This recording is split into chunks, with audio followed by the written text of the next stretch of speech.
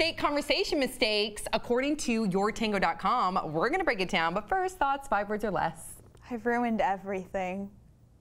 Skip kissing. Do anal. Oh, Jesus. Say the same thing. Skip anal. Do ear sex. Ew. It's good, right there. I have herpes.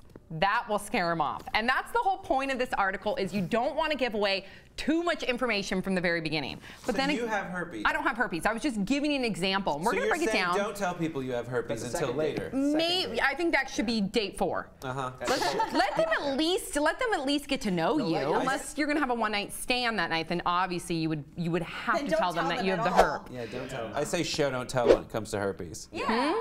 Just whip it out. Whip out a herp.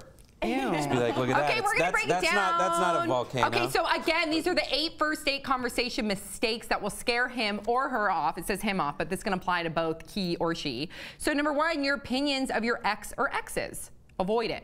Yeah. Yes. Especially if you really like your ex. But it says if it does get brought up, then just at least be positive about it. Or if you can't be positive about it, just change the subject. That's what they say. Especially if your ex was killed. Number 2, your health problems, the herp, and surgical history. It says to wait on that. Wait, it says for 4 or 5 dates. It's not a good idea because you want them to get to know you. Unless you have you had the same ankle surgery or whatever. Like, let's say you're both athletes and you both tore your ACL. Okay, if and you'll be like, oh, did they go, non-invasive endoscopic, or was it a full open knee? I do have one friend, and it's funny because it's become an ongoing joke between her and I because she always discloses her entire medical history on the first date, and it's a doozy. And they never call her back, and I tell her, and she laughs about it. She knows that she has diarrhea of the mouth. Was that one of her medical problems? Yes. Like, just let them get to know you first. Solid food. Ew. Yeah, what if you have poopy issues? Like, you need to know I have poopy issues.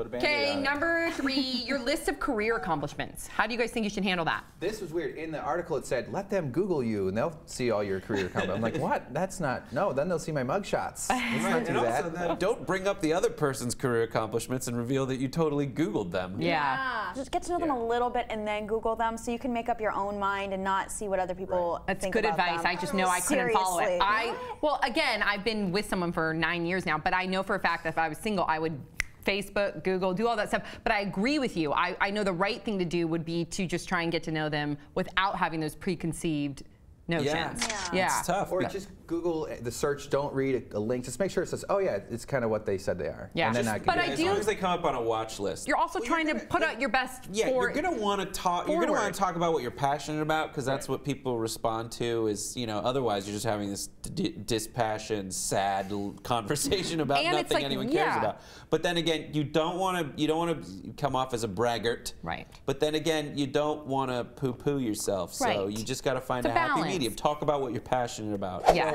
Number 4, your deep ponderings of the meaning of life. It says don't have too deep of conversation. I disagree. They say later on you can do that. I disagree. I think with the right person, this could be a really deep, meaningful conversation for the two of you. Absolutely. This is after you've established, I agree with you, it's after you've established a rapport. You don't start with the, don't you hate religious people kind of stuff right away. Right. You have to gauge it, feel it out.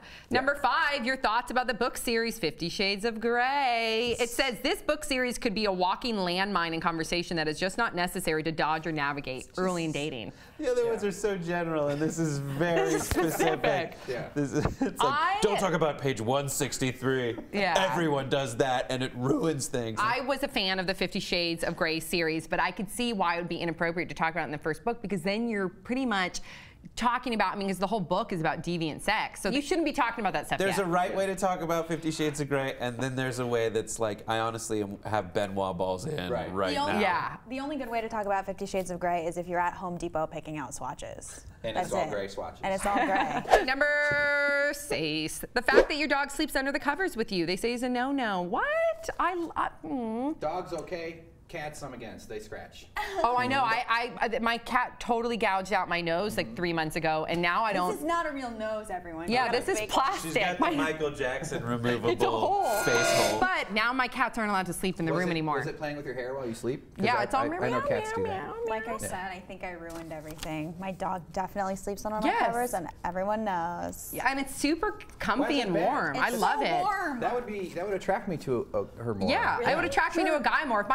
If I met a guy and he was like, listen, I have a dog, but it's not allowed on my bed or couch, I'd be like, why do you have a dog? Yeah. Yeah, okay. Yeah. The rule is the dog can sleep while you're sleeping, but once you're humping, dog off the bed. Yeah, that's, I agree. That's so weird. Okay, number 7, your opinion of the president and political parties. I agree, but I think if that person has really extreme political beliefs and if you're really, you believe strongly in your beliefs, then it's better to know in the beginning than to keep it going. For certain people, I think that you should know. I think so too. I really agree with that. Like a great first date is to go to an abortion protest and see how she reacts. Yeah. So. Number 8, your timeline for your goal of getting married. It says save this topic for the 3-month mark, or better yet, the 2-year anniversary of dating mark. I don't agree with this. I think just be honest about it. That's fine. First date's a little fast to talk marriage. Yeah. But 2 years is a little long. You're not talking marriage with the person. You're just talking in general. All right. I still think the first date is not the right place, but like I agree with Bree in the sense that like maybe on the 3rd or 4th date, just say, do you want to get married one day? Because if somebody is very confident in the fact that they don't want kids, they don't want to be married, then you know what? Don't waste your time. If you want kids and you want to be married, let's say you've been with somebody for 6 months, 4 months, a year. When do you have that conversation with them about the next step? At me. When they make you. Is the answer. The day they make you have that conversation is the day you have that conversation. But avoid it, men. Stay strong. Okay, you guys, what do you guys think about these 8 first date conversation mistakes that could scare him or her off? Are there any that we left out? Let us know your thoughts in the comment section below. Don't forget to subscribe. We'll see you all next time on Pop Sugar.